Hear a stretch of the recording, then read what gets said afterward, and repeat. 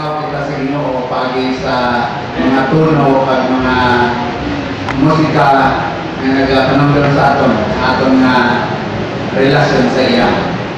Kaya kung hindi mo na para sa Ginoo, hindi mo na pag nito ni Brother Robert, kay Slimia, ayawan sa kuno, ang paggamit sa iya talento sa kalibutan, dahil pinakapoy na siya. So, gamit ka naman para sa Ginoo, dahil na mayo rin. Kita nyo, isang taon nga nalipay ka, pero siya, kita mo yung pumirsaya nga kabidit, no? Ito lang yung presyo na iya, kasakapit, dahil presyo na yaman, masobrahan, no? Grabe. Eh, sa aton nga pamalandong sa ning aga, let us remember that we are gathered in the name of our Lord Jesus Christ. And before we go to our lesson or to our message, let us all stand, please. We will pray and we will ask the Lord for His wisdom, particularly in understanding His message this morning. So as we close our eyes, let us meditate upon this prayer. Our Father in heaven, truly we are here being blessed by you, by giving us an opportunity to be a part of your kingdom. Thank you so much, Lord, for showing how important we are in your sight. Thank you even, Lord, for the time that we share together in fellowship, in giving glory to your name, listening to different kinds of sound which will lift our hearts to you. And we just want to acknowledge, Lord, that everything comes from you, even our talent and the effort we are rendering this morning just to glorify your name. Help us, O Lord, to continue having that kind of joy, the joy of our salvation, and the joy of being a part of your kingdom. Today, as we come and listen to your word, may you help us, Lord, understand the message and the lesson that we can also apply in our own day-to-day life. So this morning, as we start, we pray for the Holy Spirit to guide our minds and to inspire us to the things that are lasting. And all these things, Lord, we pray. In Jesus' name, amen. Amen. So please sit down. So our lesson, or our sermon, or message this morning is entitled One Moment in Our Time. So may kanta One Moment in Our Time. Mga kanta ni Whitney Houston. So hindi siya kanta, pero this is part of our remembering the goodness of our God. So the verse which will be taken, which will we take our lesson and our ideas this morning. Our verse is found in Psalm chapter 90, verse 10. Psalm chapter 90, verse 10. So it says here, the length of our days is 70 years, or 80. If we have the strength, yet their span is but trouble and sorrow, for they quickly pass, and we fly away. Kung mo lang nabasahon nga verse, daw hindi magiging ma-grasp mayo ang iyang mensahe tungkol kay sulat ni King David o ni Moses ang writer sini. Ang iyang idea is about the span of our life. No? Naman ang book of Psalms na yung mga parte na si Moses ang writer, damot pagiging ng mga writer tira was King David. So according to this chapter, it was written by Moses, and he was thinking about the lifespan of a man. So kung akong tanawan ang niya ginambal, ang 70 years, tuod man na sa census gihapon sa mga actuarian, nga ang lifespan sa mga tao sa western parts ng kalibutan, 74. Dili kaya sa Asia, ang atong dili lifespan, mga 54 to 60. Pero lately, na-discover nila na ang lifespan daw nag-increase tungkol sa ginatawag nila ng mga herbals. No? Ang mga herbals, naghatagapon sa ginatawag nakapulong sa number of years ng tao. Yung mga gina-promote nila ng mga herbals, no? Ano mga herbals na naman nyo, iba na involved na sa ng business nila ng underline, yung damo na mga business na diyan ang tao nagabaliya yung imong mga upline makato sa downline may mga komisyon muna ang style. So my point here is that kung nanaw mo ang average lifespan sa tao, according to the Bible is 70.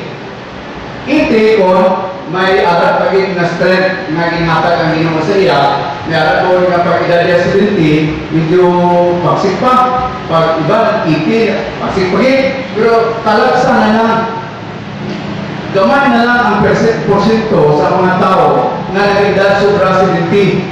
Kalabanan, pagka 40, medyo lang na sa magkagana ng mga changes sa iyong mga lawas. Okay, so tanaw na to, ang ginatawag ning illustrative table sa atong nga pabuhi. Kung ginaano ka na ang 70 years, granting na you will only live your life in an average of 70 years. Tanaw na ito kung sunod sa ilang nga gitunan kung ano ang ginagamitan sa tao sa iyang number of years as an average person sa iyang pagpangabuhi. Okay, so let's start. Ang 50 years, ang 70 years is sleeping. Tulog man, kaya man ang tao, mas damokit ang lahat maging ang number of sleeping mo. Kasi pagka tulog ka na, mata ka, aga na. Iba nga uturo ng mata. So kung mo na sumahol, sa average like is 20 years. And then, ang 20 years na, ginagamit mo sa pag-ubra. Kaya Sister B, sa brother ni 20 years niya, no? Okay. What else? Ang 7 years, ginagamit mo sa hampang. Siguro, sa gamay ka pa. Dala na mo, pagkatawa mo, isipon na, sa gamay ka, palampang ka. Pag ako mo, siyempre, magkakit mo parang less na ang number of time mo sa pagkampang. Dayon, ang 6 years, kaon. Huwag natin mo, 6 years, hindi kaon. Muna ilang na oversize sila, kaya siguro, mas damo nila kaon. Ano? Ang number of time nila, mas laba. How about 5 years sa imo nga pa, ilis sa imo bayo? Ha? Mag-ilis sa imo bayo o 5 years ilis? Dayon, 3 years waiting for somebody. Sabi may mga appointment ka mo. Nagkato mo sa SM. Kasi sa SM, mga alas 11 na, wala pa. Pag alas 12 na, wala pa. Isip na na. So, kung sumawa na tanan, mga 3 years yung kali ang matutal. Dahil lang 2.5 years sa smoking kung hindi ka Christian. Ha? Kung hindi ka Christian, may aray ka tao mga chain smoker na nga pagka upos ni Rilyo, tutsuya, hindi na maliwat. Kung tinggo mo na, kung mo na siya klase sa smoker, 2.5 years get out of 70 years niya na pag-pangabuhi. And then 2.5 years sa iya na katri. Nga ba lang, ida-ida pa lang, buhay-buhay pa lang, wala kang matulog, kung ida-ida lang. No? Tingnan, magigatoon nga relax ang wala. So, isip na sa 2.5 years. And then, 2.5 years, do it for other things. Ikot, ano ng other things? Hindi nila sa tanaw. Base ng chismis ba? Nag-iban. Chismis, may istorya, no? Digani, kato sa mga lugar lang na wala yung mga tuloy, no? And then, 1 year, answer sa telephone. Kaya kung karon may mga cellphone na, ang mas lawig na gani doon subok, iniya doon, kuhaan nila niya sa survey, inang landline. Karon niya, may cellphone ka na, bisa di ka lang yan, pwede ka na patawag. So mas longer na karon. 1 year sa church. Kaya pa, ang church 1 year lang. Kaya makamuna kung ng KBL. Ang KBL, nakalato sa simbahan ng kasal. Kagambi, sa kimunyagan siya. Kagangil, ang lubong siya. Ang mula na tatlo. Niya, mas mayo niya ako kay 1 year. Kagatapusan, 5 months, and tayo isyos. Kaya kita mo na, kung nangin mo balik na sapatos, may pag-nga pala diretso, higot. Rex, wala. Naisip na, kada tayo mo, 5 months din na ang total lifetime mo. Na ako nahigot mo sapatos, wala ako nahigot. May nagigay sa diretso, wala, kahit sentensya. So, ino ka na mga budget sa atong time. Kin-record na, kin-base na sa katawag average na lifespan. Considering na in our life, you will only live up to 70 years. So, take note nga mo ina ang imo nga gastuhan sa imo oras while living or spending your life here on earth. Kung imo tanahon, kasubo kay kumulog na church, 1 year lang. Pero ang imo nga kaon, taas, nga dapat ang church, dako nga part na siya sa imo life, kaya ang church is what we call eternal affair sa tao. Amo na ang wala katapusan na affair nga imo ma-experience sa sining life. But it is sad to say na ang church dali is only very small part of your lifetime nga imo pwede i-spend diri sa kalibutan. So in this particular lesson, we will learn and we will discuss our theme, one moment of time in living our lives with God. Okay, tungod kay ang aton oras sa Diyos manubo lang. Then we will focus our message this morning for a very short time that you and I will spend to God or with God in the church. How will we budget our time here while we are still here on earth with God? Okay. So I divide this lifespan of an average person of 70 years into two. So the first one moment of our lives is when we obey the gospel. No? So, ang isa dali ka importante o ginutlo nga bahin sa kabuhi sa tao nga mag-isip nato nga halandumon amo ang pagtuman niya sa gospel o kung sa time na ina nga tao na born again. Take note. Sa pag-born again mo, remember, God counts the number of your years. How long will you be able to let God know that the years you will be spending in the church will also be longer than any affair that you may have in this lifetime? Muna ako dumugit. Ang Diyos gusto magalaan kung pila gid katuig ang gusto mo nga ihatag sa iya sa imo kabuhi sa ari ka diri sa sining nga kalibutan. Si Apostle Paul, isa ini ka Christian persecutor. Siya noon nga nagapamatay siya sa mga Kristiyanon. He enjoyed killing the disciples of our Lord Jesus Christ. He was given special license to arrest, but when after he obeyed the gospel, his life had completely changed. Si Apostle Paul, kabalo ka mo, before na siya nahimok ng Apostle, ang iyang life, hindi gid kaayo kung sa aton pa, hindi gid ma-appreciate sa isa katawag at Kristiyano o kung Diyos no, tungkol kay siya, amo ang ginakadlukan, na amo ang nagapandako, nagpapamatay sa mga Kristiyano sa iyang kimpo. Pero sa nag-born again siya, sa iya na met ang Ginoo, sa iya na kabuhi, ang iya na life 100% o kung 180 degrees ang iya na pag-change sa iya na life. Now, 180 degrees. Sa ato pa, kung nagamo sa sina, balik it, kumplito nga pagbalik. Amo ina ang iya testimony. Tanaw ta ang testimony ni Paul sa iya kabuhi. Sila nga din sa 2 Corinthians chapter 5 verse 17.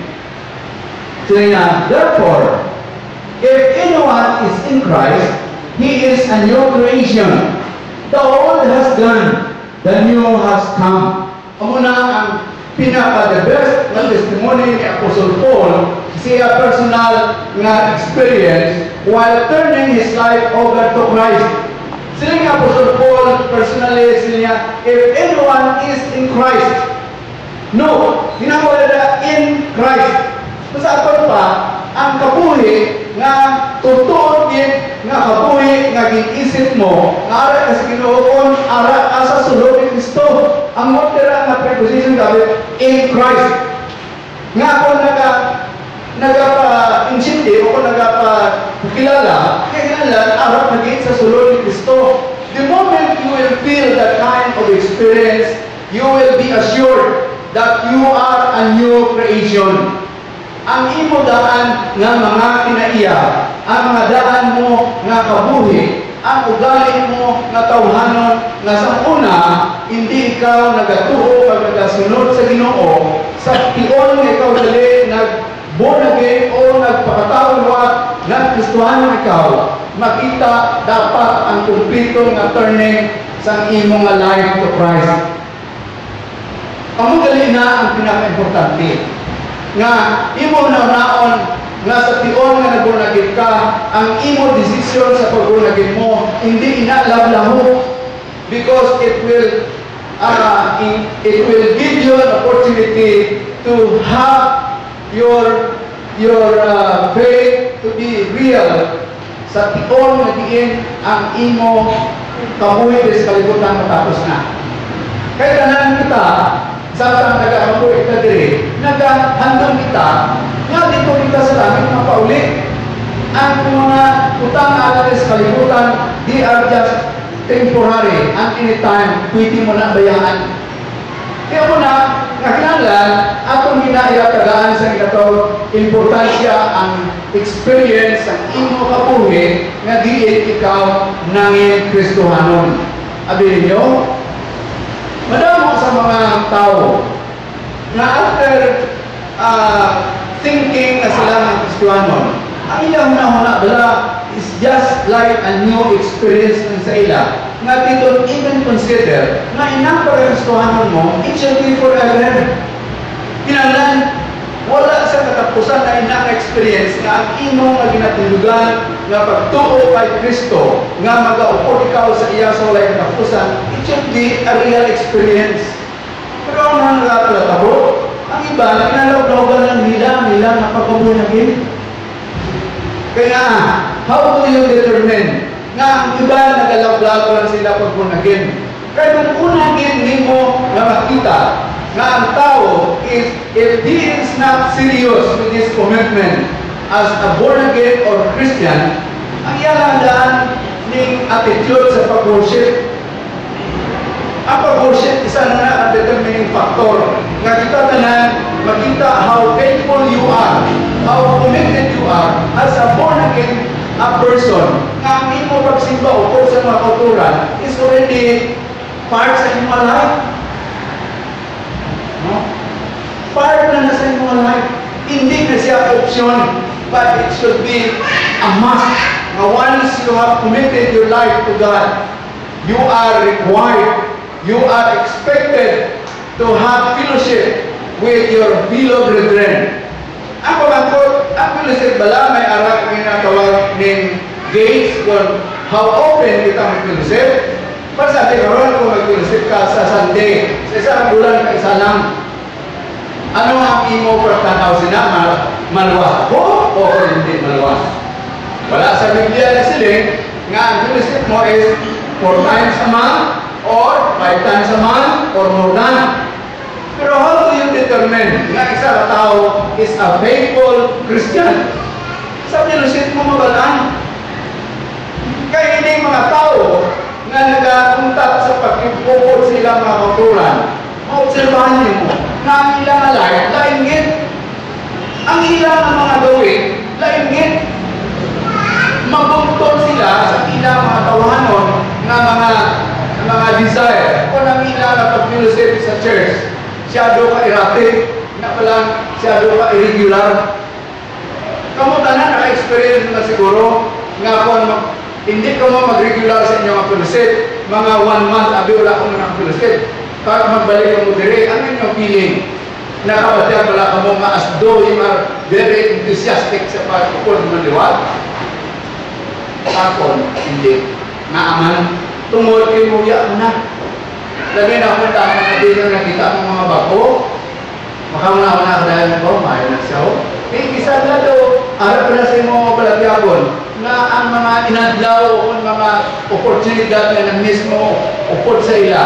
Daw na ang mga nakahatag wala sa ginatawag force na hindi ka na magpadayon. That's why, every time na ang isa ng Kristohanon magsimba, ang balaan daw, there is something inside you nga naghahatag sa imo sa ginatawag encouragement. Kung may makita ikaw ng mga development o kung mga butang na dapat buhaton for the glory of the Lord, it would be easy for you to cooperate. Di ba? Nanotisin na? Pero kung wala, ang imo wala diyago doon nagpa-atras sa imo. Nga kung nag-Domingo na gali doon na nakakal. Hindi na lang kung magkatuto kay ning adlaw na. Ang iban, hindi na nila magkatuto, no? May nalit sila. Dapat mamina na kung natamo sa Domingo, ang unaging una-una mo dahil ang Ginoo, di ba? Kung pa imo magpabaya-baya ka, amo mo na sa mga kuti-kuti ng dira, kag sa muli, alas 9 na, alas 10 na, kag mo pa magdagon-dagon, pagbugan downtown, hasta ko na lang sa may Simproplex, kaya nga, umuuya na ko, malit na ko. Imo mo na sala. Sino ba na nagsala? Yan ni Brother Juman. Imo na yung sala. Kaya pareho mo lang 8 hours, 24 hours ang kinatag sa Ginoo sa atong tanan. Kaya imo nila, nag-shortcut kayo mo. Kaya mo nga ang atong nakabuhi, tagaan lagi sa ginatawag na kung mabahay ng Diyos sa slice na atong kinatag dira sa imo 70 years. If God will give you 70 years as a lifespan sa imo nga kabuhi.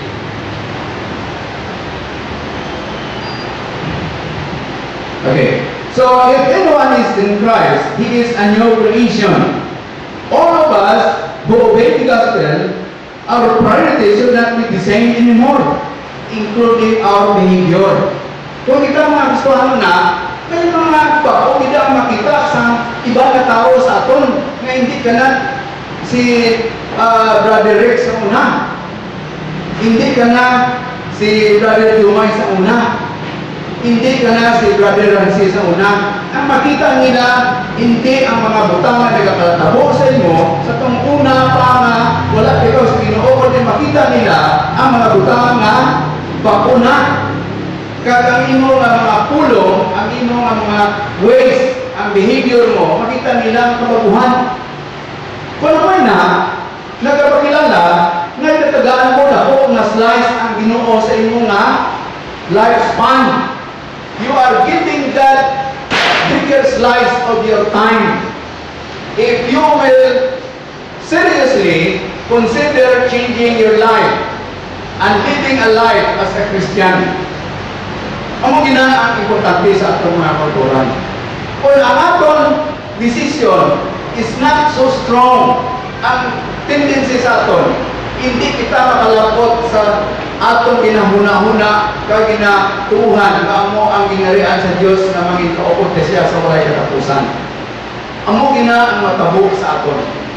Kung may manatawag na nila nga force hope, nga ang tao samtang nagakabuhi sa diri, nagalaon siya nga makadto siya sa ginarian sa Dios sa langit, pero niya ginapuhat, wala nagasinanto sa requirements na gina-expect sa Ginoo sa aton. So, in that condition, you are having a false hope sa imong life. Kaya ang false hope na ina, amo man na ang mag-influence sa imong pamilya. Kaya kung ikaw father, kung ikaw mother, nakita sa imong mga utod, sa imong mga bata na una, Pero sige ka lang confess nga Kristohanon ka, and then you expect that you'll have eternal life in heaven. Pero yung mga life wala na kasi nanto. So don't you know na you are also one of the ikaw isa sa mga tao na nag-influence sa iban na ina mga tao kung wala ka tayo nag-claim na Kristohanon ka, hindi na sila magsapak sina, pero you still claim na Kristohanon ka, at yet ay kumalay wala nagkajay sa expectation sa Ginoo, so you are putting their lives in trouble. Di ba? Kaya naman, sa Kristohanon, hindi, sa aton pa ang ilang impression sa imo, ang imo ginabuhat, okay na sa Ginoo. Itungod kay, mabasok ka may mag-claim na Kristohanon ka, so every time na anong ginabuhat mo, ka-influence ka sa ila. Alam mo na sila na, ayaw mag-lay na ang standard sa mga tao ng Kristohanon. You see? So mo ina, ang pinakamahulay na parte sa aton nga commitment sa Ginoo, na we are embracing people, having false hope sa ilang relasyon sa Diyos. So it's not easy nga kung ikaw committed ka gig nga mag-Kristohanon, ka gusto mo gig nga ang imo ginatuhan, somehow nandito agit sa Ginoo o sa mga kauturan dito ng mga faithful, kinahanglan you have to make your decision serious in doing what is really expected from you by our Creator. It should be, there is a complete change nga you are a new creation. Living with other Christians harmoniously with a life source of encouragement. Amo na ang dapat kinahanglan sa aton dire, hindi ikaw mahimong obstacle sa ibang mga Kristohanon, because this is part of your decision to give God a bigger slice of your life sa pag-offer sa iya. Tingnan sa aton, we have to live our life harmoniously with other fellow Christians as a source of encouragement, sustaining the purity of our Christian life by imposing discipline in our time management, controlling our worldly desire. Kinahanglan sa aton gali nga mga pagpangabuhi, isa sa mga kinahanglan naton nga kita sa time management naton, part na sa aton nga Christian struggle. Kita kinahanglan improve naton na aton nga life. Kung na-notice ninyo, dati isa sa aton may alat na mga appointments. Ang iban sa aton, damo di kayo kasi Brother Jim, damo sa appointments, no? Iban sa aton, masiling naton nga hindi gid, pero nga mga nagkamali kung yapon. We are supposed to have our worship service start at 9:30. That was a long time ago. We have agreed that together, di ba? This is just a reminder for all of us na naman na hindi nagkamakahimok sina. They were supposed to have a longer fellowship with one another, strengthening our faith together, because we believe that spending time with your fellow brothers and sisters will give you a chance, an opportunity to establish your relationship. Diba? Kung nag-upod ka sa imong mga kauturan, lawig hindi ko pag-upod, diba? Nag-establishar ka mo sa maayong relasyon. Kaya ang resulta sina, sa inyong relasyon na gina-establish ninyo, it will bring a very good result. Tungod kay kung ano ang inyong ginaplano, madama pamosang nagahimo, tungod you are united. Hindi man na mahimong ka na pag-plano, madama ka sa mga plano, pero yung tayo na maghimo. Kaya remember, this is the business of God, and everyone hopes from the grace of God, and God Himself is the owner of everything that you have, you possess. Wala ang Diyos ang matagyaw sa mga butang na ginaposes na itong tanan. Kag ining naimot na ito, this is for the glory of God, because we want to glorify Him, we want to magnify Him in everything we do.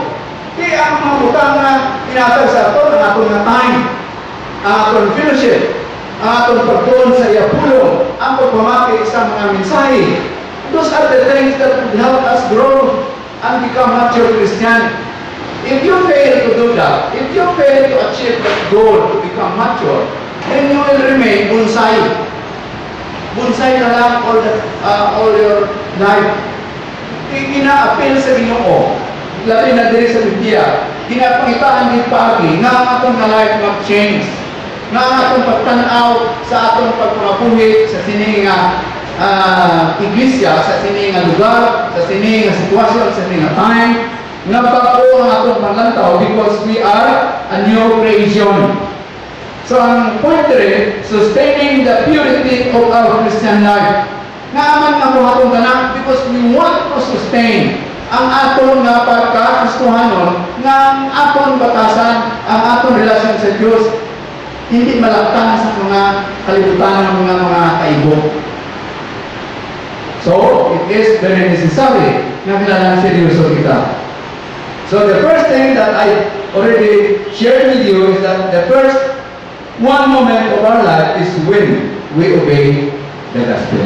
Mungkin aton ang unagit nga ginutlo sa atong kabuhi nga din atong pilalahon nga importante sa sini nga kabuhi when we obey the gospel, because we start living a life which is responsible, a life which is cooperative, a life which has the constructive goal sa iyang future.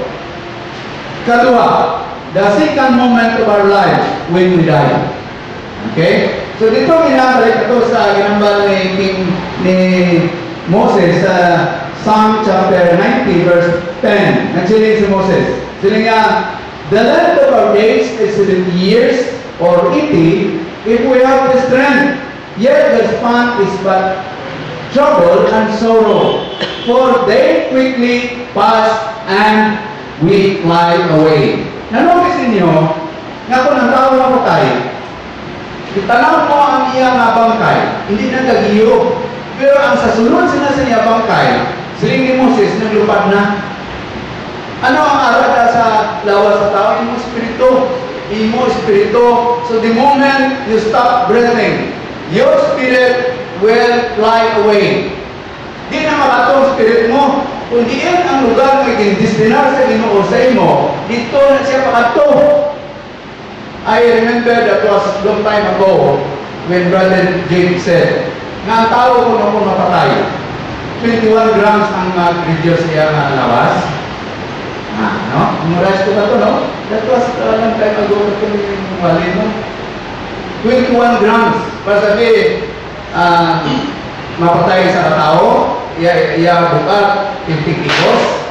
So mapatay na siya, less 21 grams. Amo na ang iyang spirit, ang weight sa iyang spirit na mag-fly away. No? So when your spirit leaves your body, it weighs 21 grams. That's why ang imong lawas mamakan siya sa 21 grams. Kaya ang espiritu mo is weigh 21 grams. Average, no? Average. Kita mo na? Pero ang tambok kaya siguro, ang mag-iorot ako, no? Hindi ko niwang ka, gamay-gamay, mamurog ako, no? Kaya man di inner part na sa mga life mo. Amo na, dundun mo na ito mga katuran. Na ikadua, na moment sa mga life, na very serious is when you die. When I die, we all both die. Pinanglangit. Ano na akong tanan? So what will happen next after we die? Tanan ng mga butang na nahimong din nato sa kalibutan, siling ni Apostol Paul, diri sa 2 Corinthians chapter 5 verse 10. For we must all appear before the judgment seat of Christ, that each one may receive what is due him for the things done while in the body, whether good or bad. Kita mo na?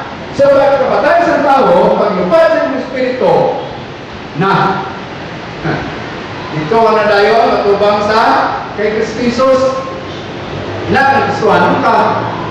Pero this letter of Paul is intended for the Christians in Corinth, and therefore he is writing this to all Christians. So the moment you die as a Christian, you will appear before the judgment seat of Christ, and Christ will require you all the things you have done in this life. Sling niya ginigos guro magtunaka sa October 28, 2012 ka sa aga. Managaro mangkot, masing nung laba ko Ginoo, naaman ang laba ka. Wala, no? Kaya kung kami lago Ginoo, pwede naman ang laban lunes o kung sa bato nga Ginoo. Ikaw na. Yan, sa November 4, 2012, sa agalin ka. Yan, nagpagumagiti ko Ginoo. Yan ang ba dito? Naglagaw-lagaw. Muna masubok. Balik tayo. Diyan po na, nga isa ang daw lang ta, nagayong-yung lang ta sa mga nilaladabok. Pero sa realidad, sa kabuhin atong mga kulturan, remember, we will be facing the judgment seat of Christ, and God will require everything that you have done in this life. Di kinahanglan kita man mismo aware kung ano ginahimo natong subok. Kaya ang ginahimo natong subok, it will be a part of our strength in facing the reality that Jesus Christ is the judge of all Christians. So ang point ng man's toughest preparation is when he dies. Kinahanglan nga ang pinaka-tahogin nga preparahan natin ang kamatayon. Kaman ang siling sa iban, kung ikaw ang nagkakabuhi, kahit nagkakabuhi ka daw na mapatay ka na karon, ano ang iyong himoon? Magpabaya ka dala sa mga butang at magwakon? Dapat hindi. Pasabi karon nagsiling ang Ginoo nga, Jumay, 5 o'clock this afternoon, you will die. Siguro, sabi na kung ano Jumay, sinasabi na, well, okay, lang na mo. Pero wala kayo pagdalo sa Ginoo, because God wants us, our preparation should always be very, very important. Our daily or our preparation. No? Kinahanglan hindi na siya malakatan sa mga butang, mga kalibutanon. Kinahanglan ready kagit. Amo na nga ang man's purpose part sa iyang life is to prepare his life for his death. Amo gina ang pinaka-importante. Paano mo masustain ang imong pagtuo sa Ginoo? Paano mo masustain ang imong sa Ginoo na I will stand for the gospel, because the gospel is your power for my salvation, Lord. And how will I do the remaining days of my life in order for me, O Lord, to be sure when I face you, when I talk to you in the last part of my life, I will talk to you with a very happy and joyful life or heart. Ako na tani, kaya man naa sila Ginoo sa imo, come, you faithful servant. Kaya mo na, hindi isa mo sila nga come and inherit the mansion of my Father, you wicked servant. Hindi isa magpasulod sa mga wicked ng mga servant. Ang mga servant, mga Kristiyanon nga irapit ng ilang mga commitment sa Ginoo, ang atong mga time wala taging gamit sa Ginoo sa mapuslanan na paggamit, you can never expect God will tell you, come and inherit the kingdom my Father has prepared for you, you wicked servant. Kundi ang hambalanan sa Diyos, sa tiyon na kita nagatubang sa iya ang mga tao na ginatawag faithful at tinumanon ng mga tao sa Ginoo sa iya kabuhi sa kalibutan. So sustaining our faith for the gospel is you know how to prepare your physical death, because that is the toughest preparation you and I will ever prepare this life. So, sikapon na daan ang atong preparasyon sa subong. Nakita tanan sa pag-abot naton sa pag-simba, kinahanglan ang atong mga bradyaro narang sa Ginoo.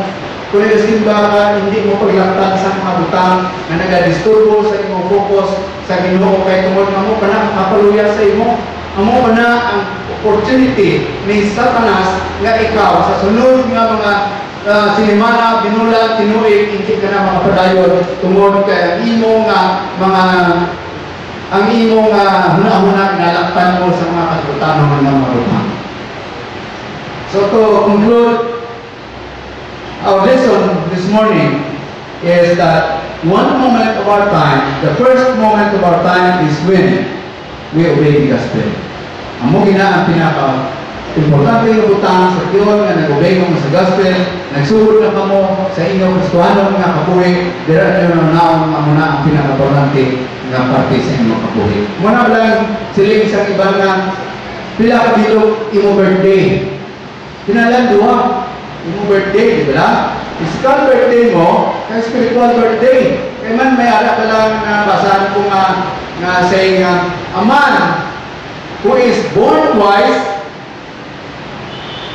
will die once. Di ba? A man who is born once will die twice. Sino to yung tao nga natawag kadua na he will only die once? Tawag na born again. So, ano mga baptize mo? Tawas lang. Kung yung Espiritu, hindi. Pero kung ikaw hindi ka born again, you only born once, and therefore, you will die twice. You will die physically, and you will die spiritually. Kaya una, ang importante gali, sa ato, nga tao ta, iwat. Amen? Okay. Ikalawa is the second moment of our life is when we die. Muna ang aton naon. Gani, before everything else, mga kinalan, preparaw ka na ang aton pagalingon by giving a serious commitment to the church, because the only way for us to serve the Lord is when we spend our time with the people in the church. Kung magsilip ka nagalagay sa Ginoo, wala ka sa church, hindi na. There is no such thing na ginatawag ng solo act. As a Christian, it should be a corporate life together with other Christians. So first moment, when we are born again or obey the gospel, and then second moment of our time is when we die. So I hope that we will remember, starting today as we walk and do something for the Lord, let us always be reminded that the toughest preparation that we have to do is our physical death. Okay, so let us all